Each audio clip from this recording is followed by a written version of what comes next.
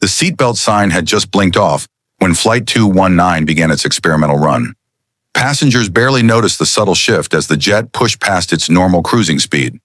Somewhere in the cockpit, the pilots exchanged tight nods.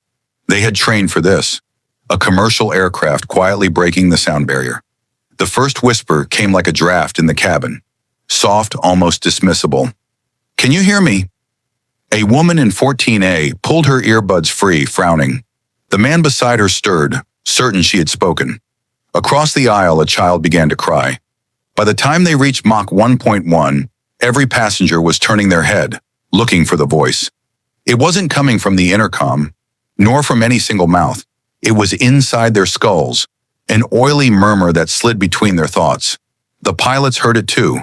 The captain gripped the yoke tighter. "Do you hear that?" he asked. The co-pilot nodded, his eyes fixed ahead. "Well, you've opened the door." The voice coiled in their minds. "And we have been waiting." The air grew heavy as though the plane were flying through liquid shadow. Passengers shifted uncomfortably, muttering in unison without realizing it. Some repeated fragments of the whisper, others clawed at their ears as though trying to dig it out. The attendants moved down the aisle, but their smiles cracked into grimaces when the voice began to address individuals directly. "Passenger in 22D, you killed her, didn't you?" The man in 22D went pale, trembling. "Seat 7F, you've thought about ending it here, haven't you?"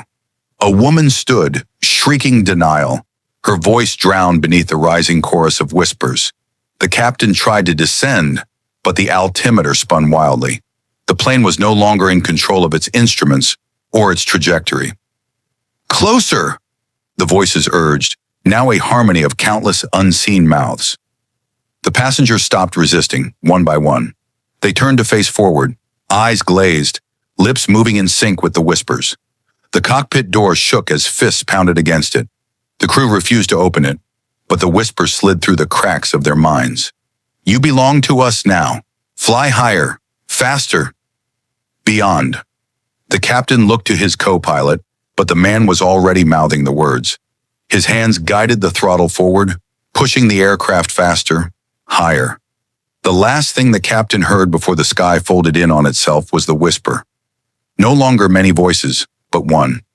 "Welcome home."